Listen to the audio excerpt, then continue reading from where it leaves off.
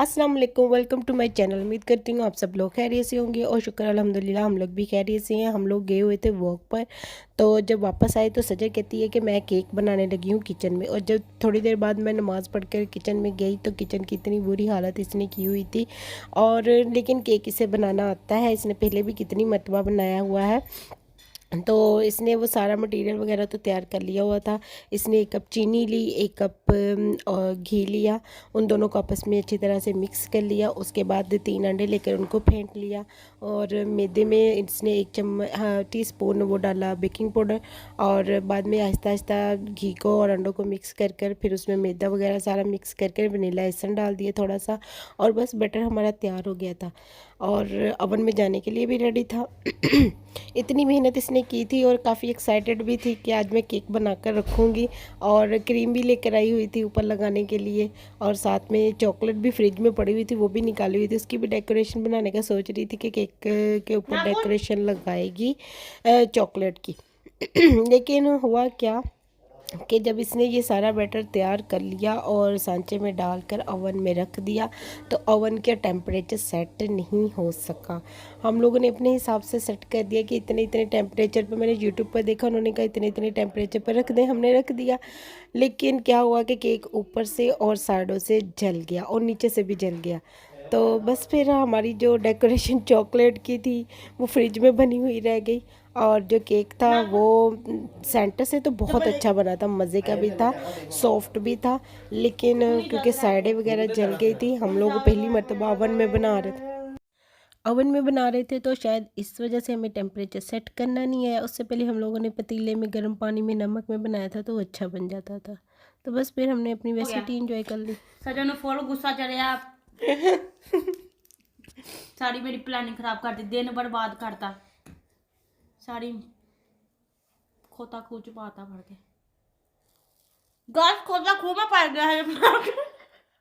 और सज्जन को बहुत अफसोस हो रहा था तो फिर मैंने चाय के साथ नगे से सैंडविच बना दिया कि चलो तुम अपनी चाय एंजॉय करो। उसके बाद हम लोग चले गए बाहर। आज हम दूसरे एरिया में आए थे यहाँ की डेकोरेशन देखने के लिए, क्योंकि ये इस पूरे महीने में इन्होंने पूरी सिटी को ही डेकोरेट किया हुआ था। तो इस एरिया को हम लोगों ने उस दिन नहीं देखा था। हम लोग रोज़ कहीं ना कहीं डिफरेंट डिफरेंट एरियाज़ में जाते हैं देखने के लिए कि इस जगह पर कैसे डेकोरेशन किए थे। तो आज हमने सोचा चलो इस एरिया की तरफ आते हैं, यहाँ पर डेकोरेशन देखते हैं। तो इन्होंने ये गिफ्ट रैप की तरह गिफ्ट बना कर रखे हुए थे लाइटिंग वाले, और बहुत अच्छे लग रहे थे।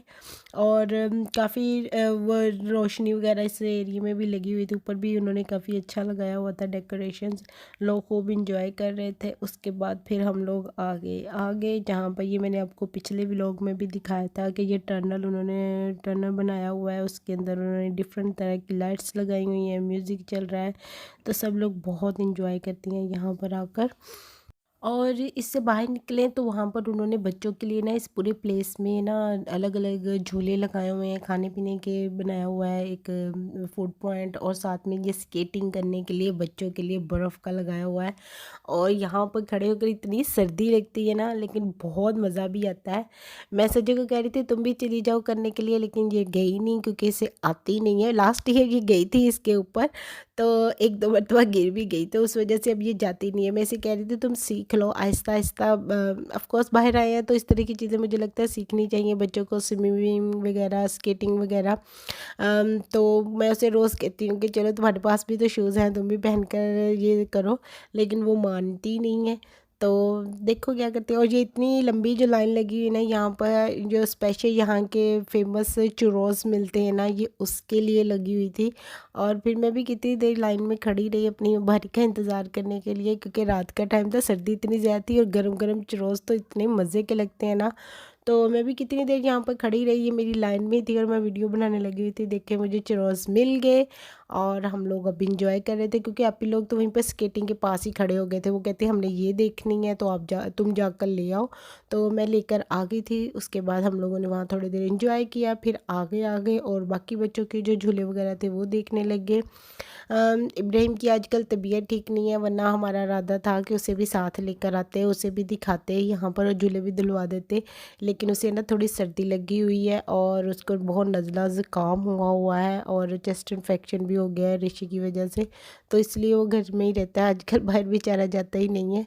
तो नेक्स्ट टाइम देखेंगे। अभी क्योंकि ये न्यू ईयर तक ऐसे लगे रहेंगे झूले, तो फिर उसे किसी दिन जब उसकी तबीयत थोड़ी बहाल ठीक हो जाए तो फिर उसे लेकर आएंगे एंजॉय करवाने के लिए। और यहाँ पर बच्चों के लिए बहुत अच्छे झूले लगे थे, सिर्फ बच्चों के लिए होते हैं, मुझे लगता है बड़ों के लिए भी होने चाहिए। मुझे तो खुद बहुत पसंद है स्विंग्स वगैरह तो होने चाहिए, लेकिन नहीं है। तो बस फिर हम लोग ये देखते रहे, फिर वहाँ से हम लोग आगे चले गए।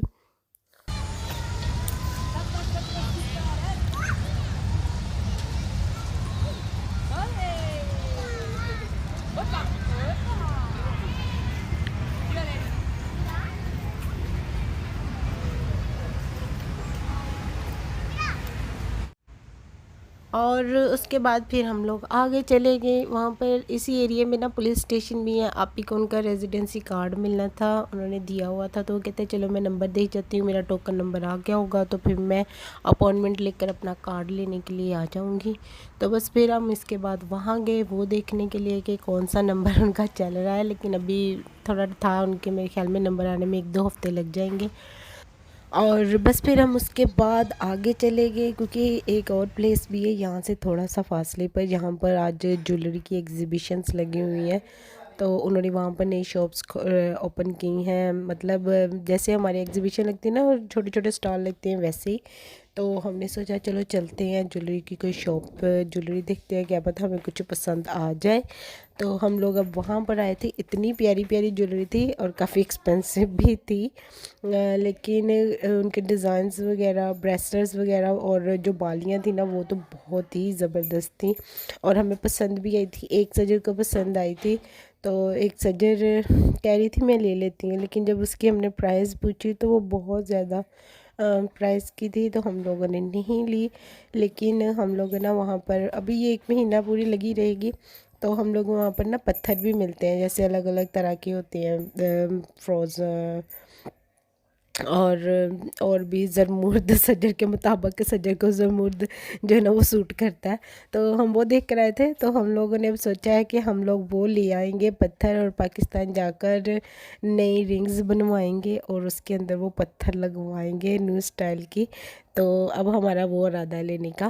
तो ज्वेलरी वगैरह तो हमने बस देखी थी, ली नहीं, क्योंकि काफ़ी एक्सपेंसिव थी और हम लोग को लग रही थी, क्योंकि अदरवाइज़ शॉप्स के अंदर से लेना वहाँ पर तो इतनी ज़्यादा एक्सपेंसिव नहीं होती, यहाँ पर स्टॉल्स में बहुत ज़्यादा एक्सपेंसिव थी। शायद उन्होंने, ये कहते हैं कि जो गांव के लोग होते हैं ना, उन्होंने खुद जैसे मशीन से नहीं खुद से बनाई हो, तो इस वजह से ना वो इतनी ज़्यादा एक्सपेंसिव दे रहे होते हैं। तो बस भी काफ़ी अच्छी चीज़ें थी। फिर उसके बाद हम लोग वहाँ से आ गए और आकर हम लोग यहाँ पर पिज़्ज़ा खाने के लिए आए थे। पास ही ये एक पाकिस्तानी रेस्टोरेंट है पिज़्ज़े का, इनका पिज़्ज़ा बहुत मज़े का होता है। और ये एक वाहद हलाल जो रेस्टोरेंट है वही है यहाँ पर, जहाँ पर हम लोग पिज़्ज़ा खाते हैं आकर, और बहुत मज़े का भी बना कर देते हैं। और हम लोगों ने आकर ये कहते हैं देसी पिज़्ज़ा लगा दें, मतलब जैसे हम लोग को पसंद है ना वैसा पिज़्ज़ा लगा कर दें हमें, हमें ये स्पेनिश लोगो वाला पिज़्ज़ा नहीं चाहिए। और फिर हमने भाभी को और इब्राहिम को भी बुला लिया था साथ में पिज़्ज़ा एंजॉय करने के लिए।